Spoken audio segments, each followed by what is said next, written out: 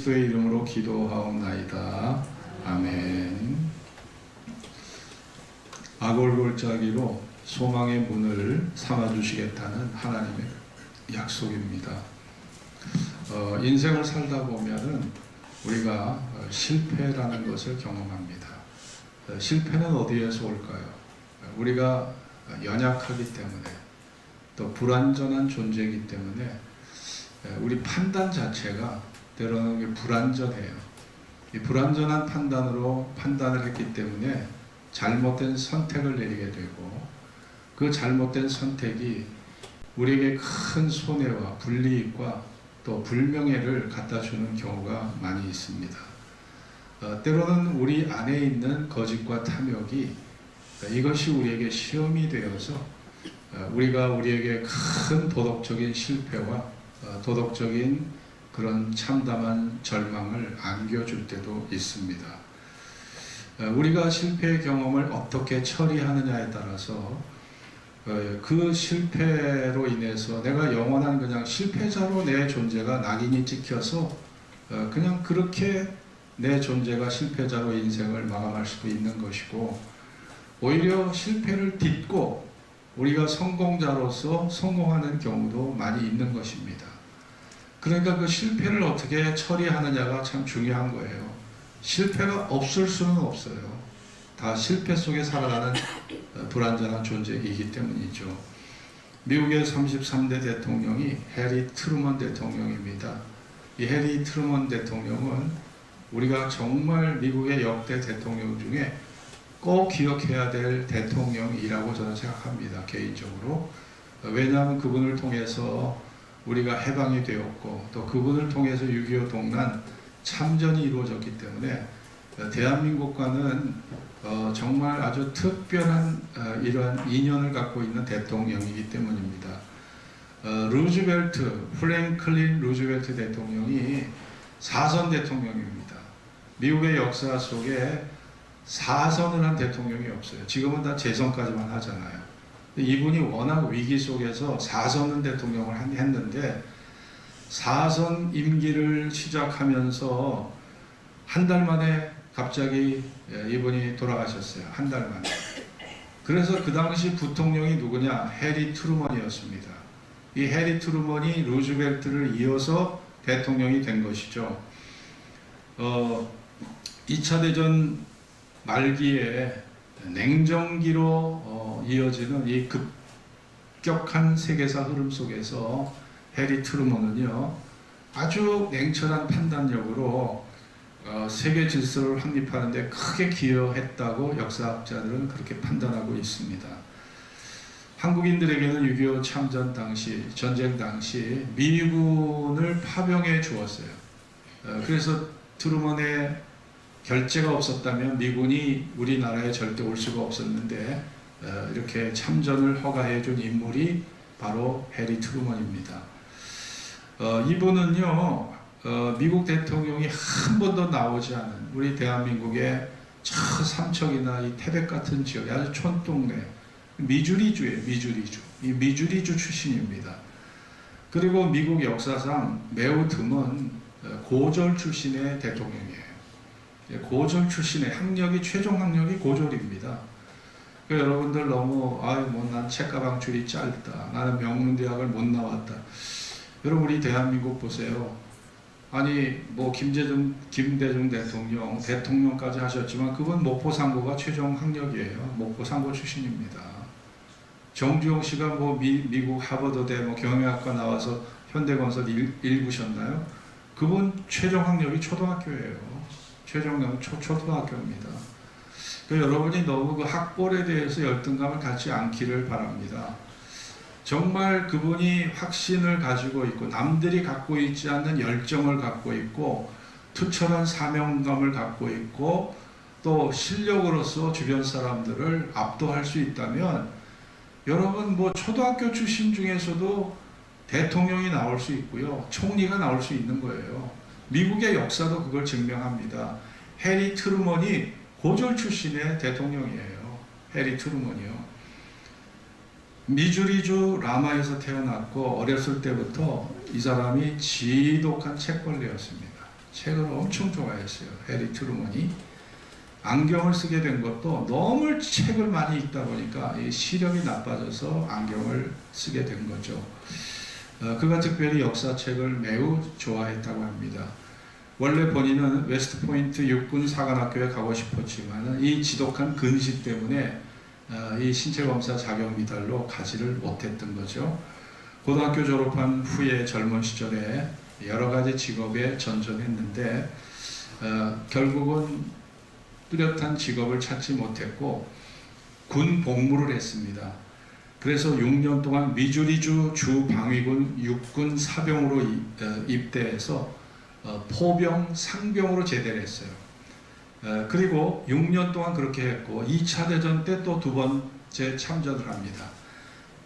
1917년부터 19년 1차 세계대전이 벌어졌을 때 미국이 참전을 하자 트루먼이 이 지독한 근시 때문에 불합격이 될까봐 육군 신체검사 시각검사판을 아주 그냥 몽땅 외웠대요.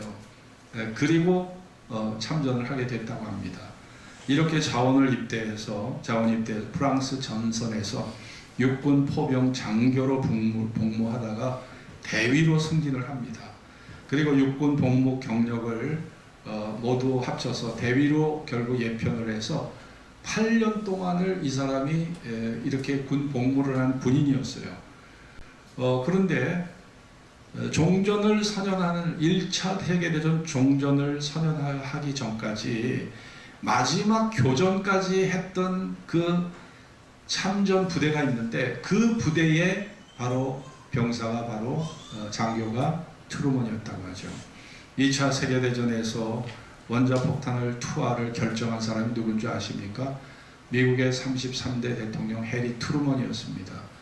여러분 그 폭탄 2개 안 떨어졌으면 대한민국 해방 지금까지 될 수 없었어요.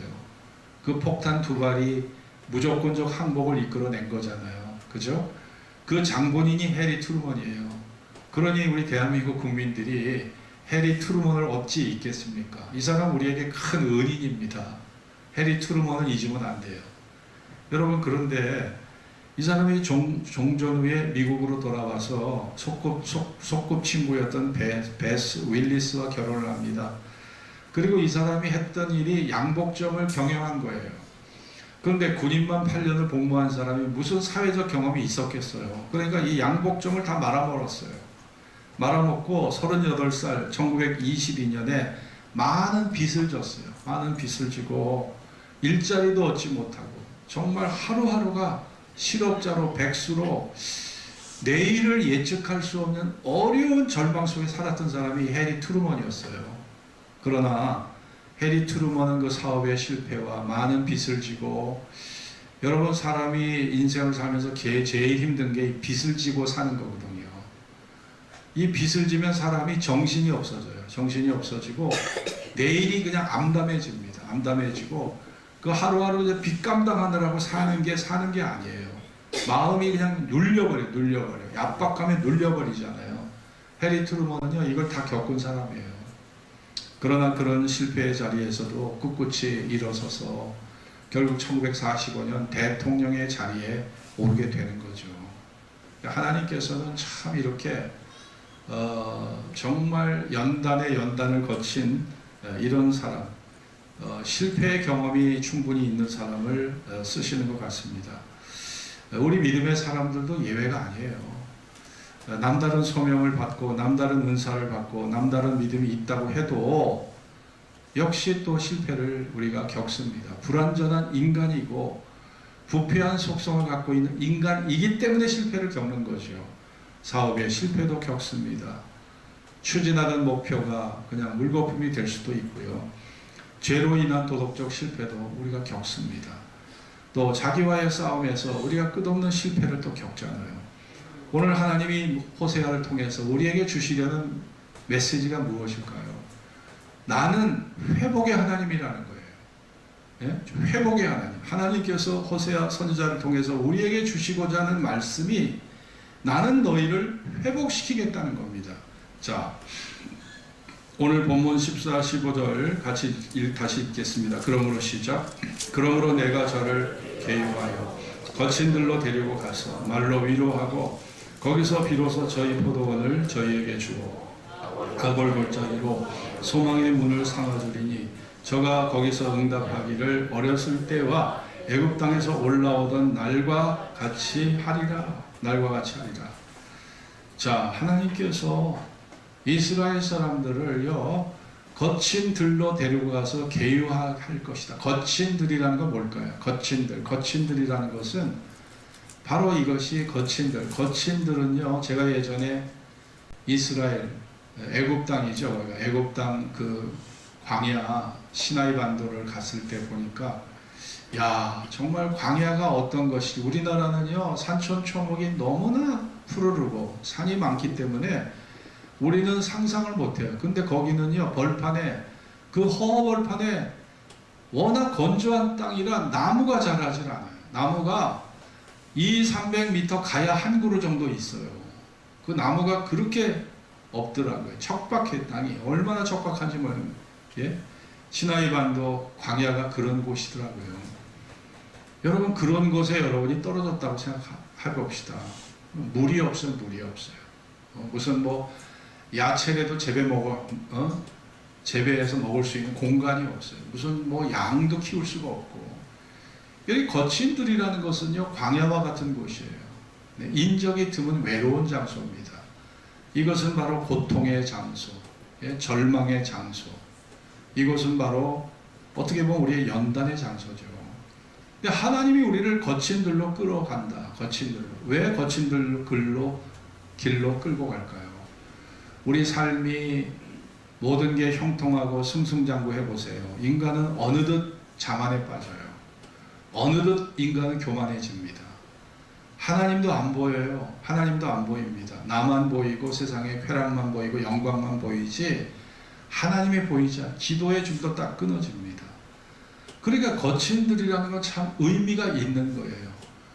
우리가 내 인생의 주변이 너무 화려하고 너무 영광스러우면 하나님의 존재를 아예 망각하고 살아가는 이 존재가 인간이거든요.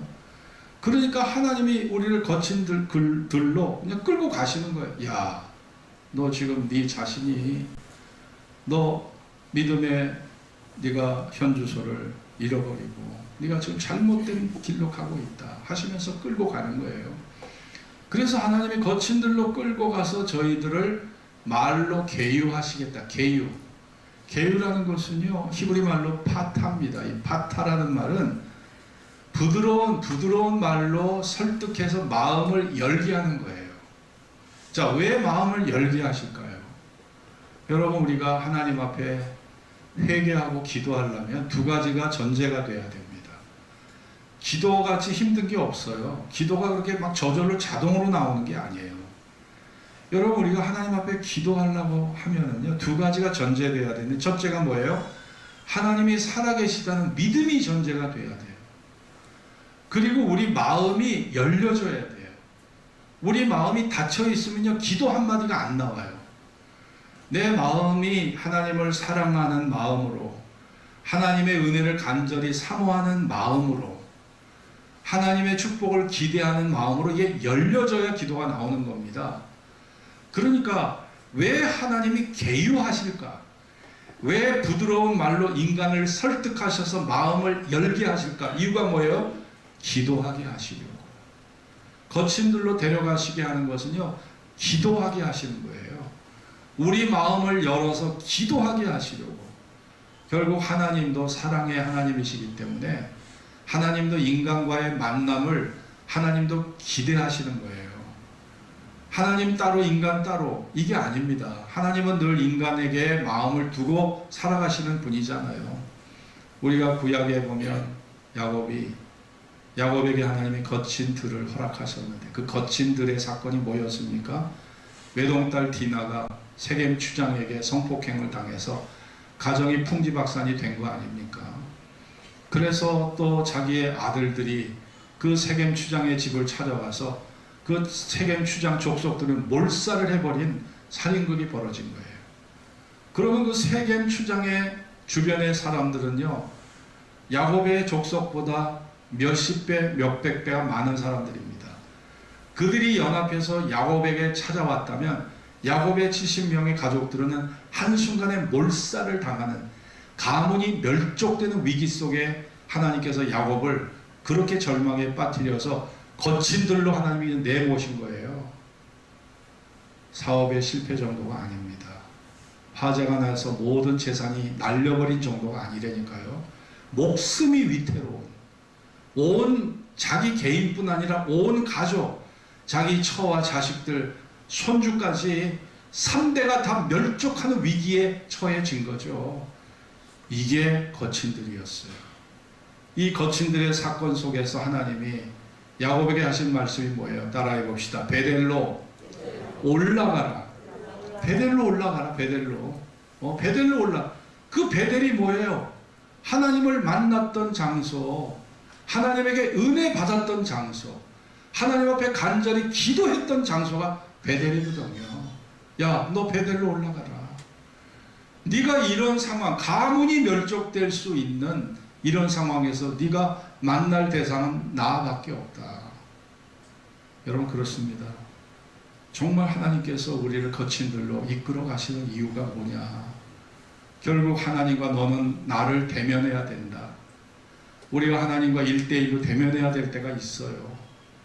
그냥 이렇게 예배 같이 참석하고 같이 구역 예배 참석하고 이게 아니라 여러분의 존재가 하나님과 1대1로 대면해야 될 때가 찾아옵니다. 내 죄 문제 때문에, 내 실패 문제 때문에, 내가 절망에 빠져서 내가 누구에게도 도움을 받을 수 없는 그런 상황에 처해 있을 때 우리가 하나님을 야곱처럼 대면하지 않으면 구원받을 수 없는 그 상황에 우리가 그 막다른 골목에 벼랑 끝에 몰릴 때가 있습니다. 인간이요. 어떻게 보면 그건 인간에게는 처절한 참혹한 기회고 참혹한 순간이지만 하나님의 입장에서 보면 야, 내 사랑을 인간에게 느끼게 할 수 있는, 하나님의 일하심을 인간에게 감동적으로 느끼게 할 수 있는 하나님의 입장에서 보면 그것이 인간을 만나는 기회인 거예요. 하나님의 입장에서 보면 우리에게는 절망의 순간일 수 있지만 하나님의 입장에서 보면 하나님의 사랑과 은혜를 인간에게 끼칠 수 있는 절호의 기회이기 때문에 하나님이 종종 우리의 인생을 거친 들로 몰고 가시는 거죠. 그러니까 우리가 그 거친 들을 갖다가 우리가 부정적 시각으로만 봐서는 안 되는 것입니다. 하나님이 그래서 이 거친 들로 끌고 가서 아골 골짜기로 소망의 문을 삼아 주시겠다. 15절 같이 읽읍시다. 거기서 시작. 거기서 비로소 저희 hun어원을 저에게 주고 아골 골짜기로 소망의 문을 삼아 주리니. 거기까지. 아골 골짜기가 뭐였습니까? 우리가 여호수아 7장을 보면 여리고성을 정복하고 하나님께서 여리고성에 있는 물건은 단 하나도 건드리지 말라. 어떤 물건이라도 단 하나도 건드리지 말고 양과 모든 사람을 다 멸족시켜버려라. 그리고 거기 뭐 어떤 보물도 절대 손대지 말라고 하나님이 아주 엄명을 내리셨어요. 근데 아간이라는 사람이요, 그 여리고성 정복 작전에 투입이 됐다가 이 아간이 이 보물을 보고 그 탐욕에 눈이 어두워져서 보물을 갖다가 가로챈 거예요. 사람들 모르게. 은 50세겔을 200세겔을 훔쳤어요. 은 200세겔을 훔치고, 그리고 금 50세겔에 해당되는 금덩어리 하나를 훔쳤습니다. 그리고 신할산 고급 외투를 훔쳤어요. 자, 1세겔은요, 그 당시 1세겔은 노동자의 4일치 임금이었습니다. 그러면은 5만원씩 우리가 임금을 잡아보면 하루 일당 4일 치면은 은 1세겔이 20만원이에요. 20만원. 지금 가치로 보면. 이거를 200세겔을 훔쳤으면 이게 4천만원입니다. 4천만원. 외투, 신할산 고급 외투는요, 이 모피 코트와 같은 거예요.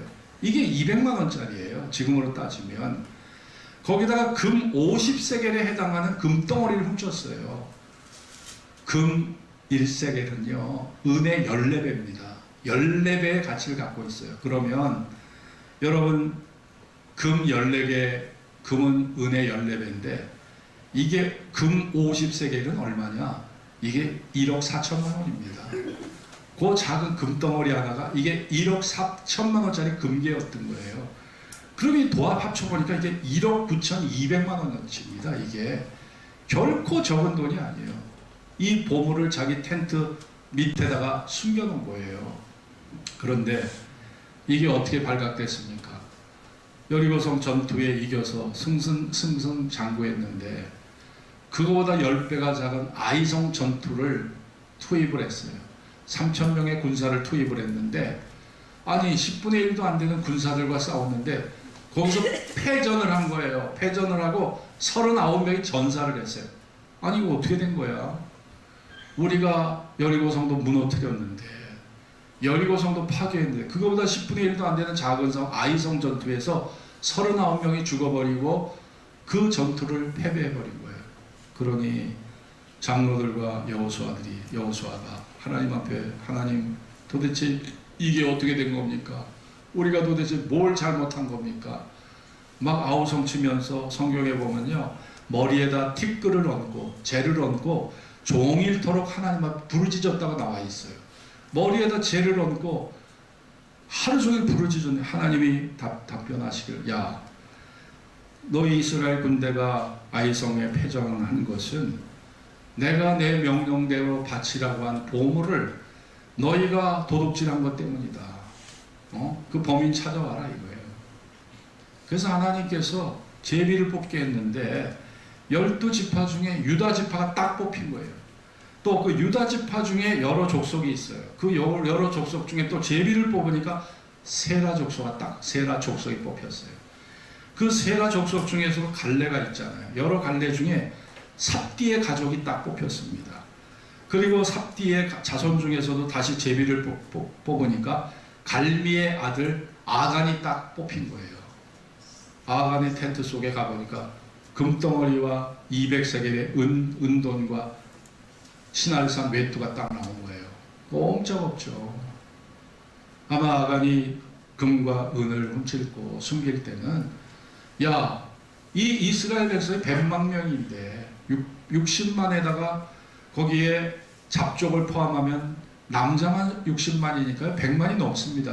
야, 이 100만의 이 많은 중에 하나님이 내가 하는 이 은밀한 행위를 기억하실까? 몰라. 하나님 알 수 없어. 이런 확신을 가지고 했을 거예요. 하나님 딱 찾아내시잖아요.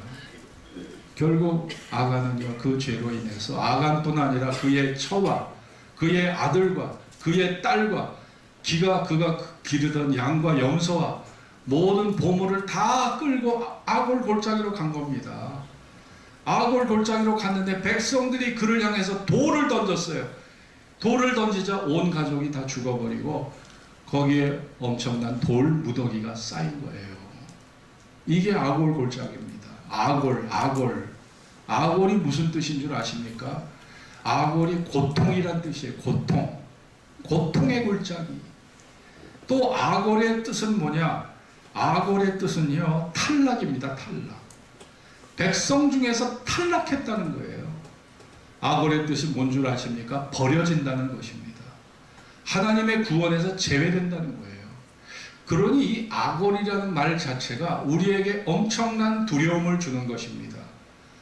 여러분과 제가 신앙생활하는 이유가 예수 믿고 죄와 죽음에서 구원받기 위해서 내가 신앙생활 하는 거고 여기까지 인내를 가지면서 주일마다 주일 성수하면서 교회를 찾아오는데 여러분의 삶이 아골 골짜기가 된다면 그래서 내가 하나님의 백성에서 탈락되고 구원의 자리에서 버려지게 된다면 이거보다 더 큰 비극이 어디 있겠습니까? 여러분 그렇습니다. 아골 골짜기라는 것은요, 아골이라는 말은 생각하기도 싫은 우리가 꿈에서라도 우리가 생각하고 싶지 않은 단어가 아골이란 단어예요. 그런데 하나님이 이 아골 골짜기를 소망의 문이 되게 해주시겠다. 아골 골짜기로 소망의 문이 되게 해주시겠다. 자, 여러분 하나님이 법대로 여러분과 저를 심판하시고 율법대로 여러분을 처단하신다면 사실 한 사람도 구원 못 받아요.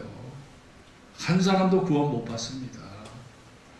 그러니까 하나님께서 우리에게 구원과 자비를 베푸셔서 악을 골짜기, 절망과 정죄와 심판의 장소, 악을 골짜기, 버려짐과 탈락의 위기 속에 살아가는 우리에게 하나님이 소망의 문, 은혜의 문을, 구원의 문을 열어주시는 것이 하나님의 위대한 사랑인 줄로 믿습니다.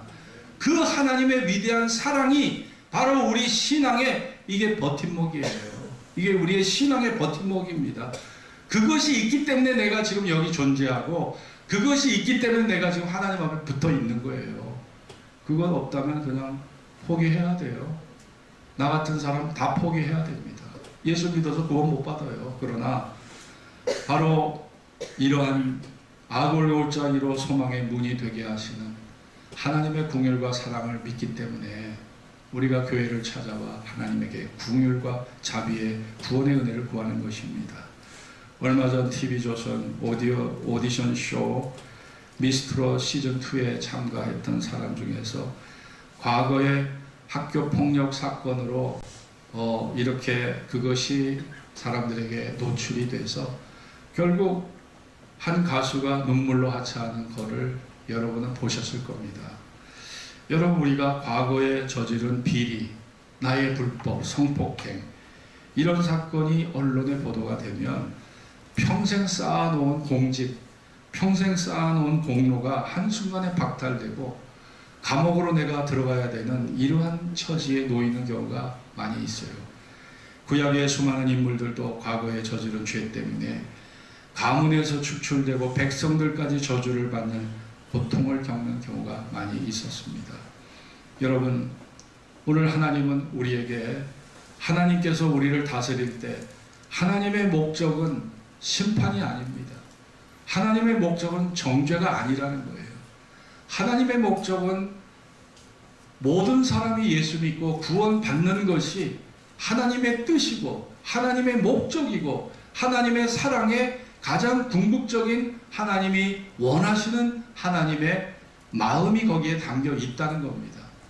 여러분, 그러므로 하나님께서 이 호세아 선지자를 통해서 하나님이 이 악을 골짜기로 소망의 문이 되게 하시고 이제는 하나님이 호세아를 통해서 그 음란한 여자 고멜까지도 자신의 아내로 맞아들이는 이러한 아름다운 모습을 통해서 하나님의 사랑을 우리에게 하나님이 보여주신 것입니다.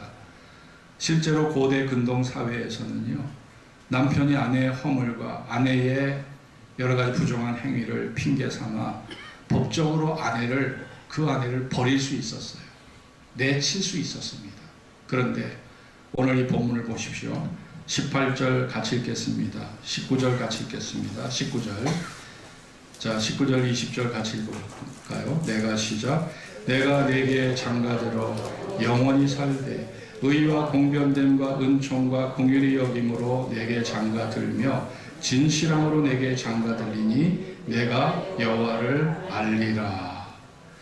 자, 여러분, 하나님은 소망의 문을 열어주실 뿐 아니라 자, 우리에게 관계 회복,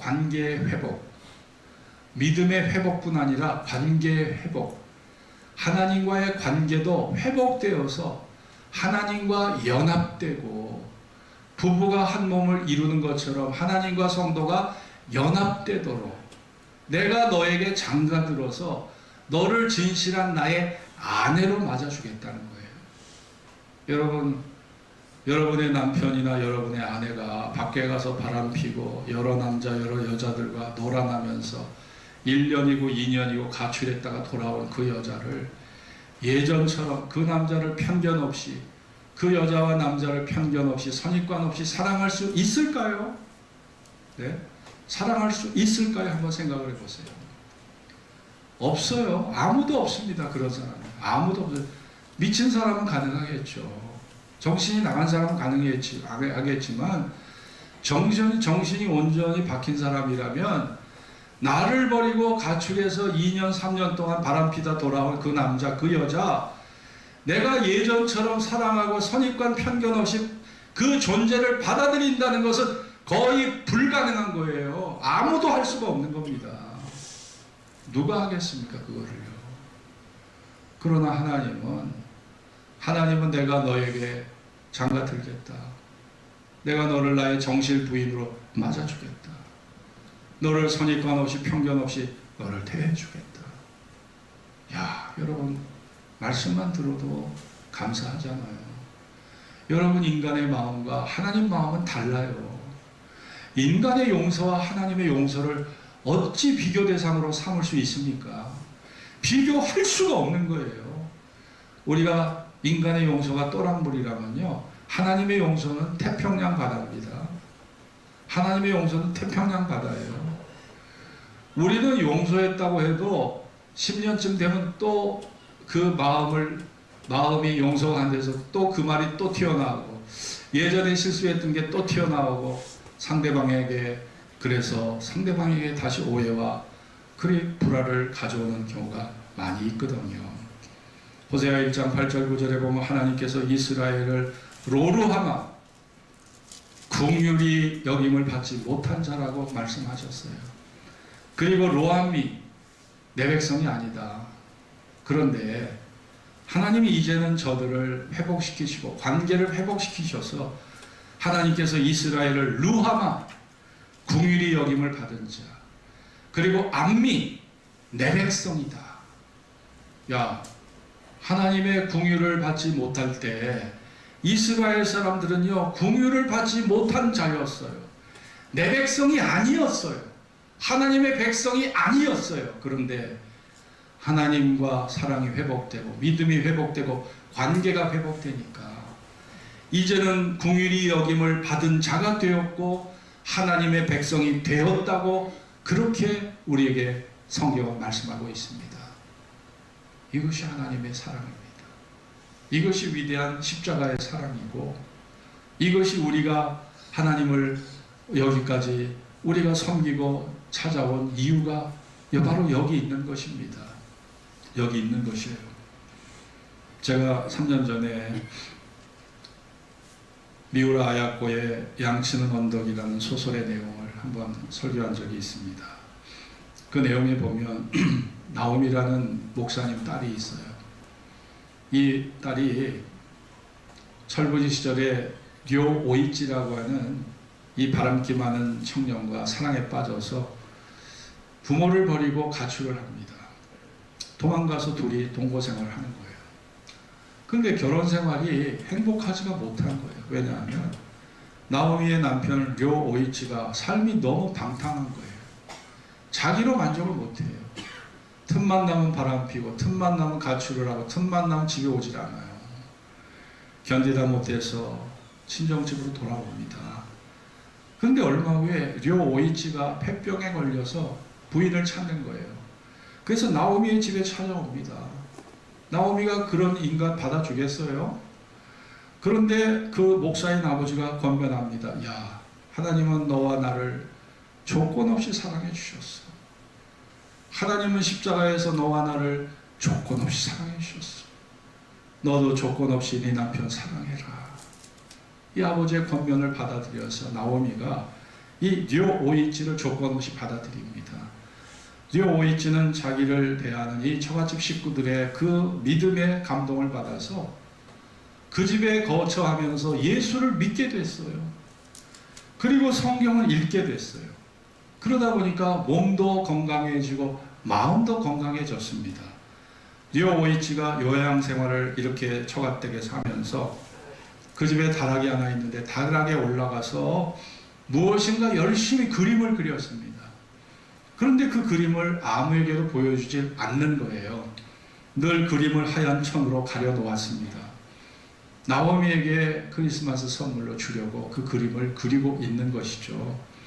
크리스마스 이브날 드디어 그 그림이 완성이 됐습니다. 그런데 그날, 해필이면 그날 료 오이치에게 과거에 사귀던 여자로부터 딱 전화가 온 거예요.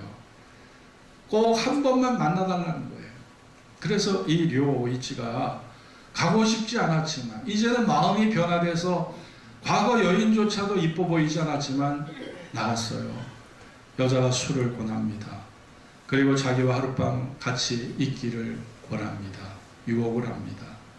여자는 그 료오이치 몰래 술에다가 수면제를 타서 료오이치를 유혹합니다. 같이 있기를 거절하는 료오이치에게 이 술 한 잔만 딱 마시면 보내주겠다고 얘기를 해요. 근데 료오이치는 거기에 수면제가 들어가 있다는 것도 모르고 술을 마시죠. 그러나 그 여자와 함께 있기를 원치 않아서 그 집에서 잠들지 않기 위해서 길을 나섰다가 겨울 12월 동지 그 12월 동절기에 길바닥에 쓰러져서 잠을 자다가 동사를 하고 맙니다. 성탄절이 장례식이 됐어요. 성탄절이 장례식이 됐고 그 성탄절날 장례식을 치르고 나서 나오미는 남편이 다락방에 그려놓은 그 그림을 보러 올라갑니다. 하얀 천을 걷어냈어요. 거기에 어떤 그림이 그려져 있을까요? 거기에는 십자가에 달려 피 흘리고 계신 예수님의 그림이 그려져 있었습니다. 그런데 그 예수님의 발 아래 청년 하나가 머리를 숙이고 무릎을 꿇은 채 손을 내밀어 예수님의 발을 붙잡고 있었습니다. 그 청년의 손에 예수의 피가 떨어지고 있었어요. 그 청년은 바로 료오이치 자신이었습니다. 예수님을 믿어 예수의 피로 씻음을 받고 구원받은 은혜를 그림으로 그려낸 것이었습니다. 여러분, 이것이 료오이치가 사랑했던 나오미에게 남긴 마지막 작품이고 유일한 작품이 되었던 것입니다. 자신의 신앙 고백이 그 그림 속에 그렇게 명명백백하게 자신의 신앙 고백이 그림으로 기록되어 있었던 것입니다. 여러분은 지금 어떤 그림을 그리고 계신가요? 여러분은 마음속으로 어떤 그림을 그리고 계신가요?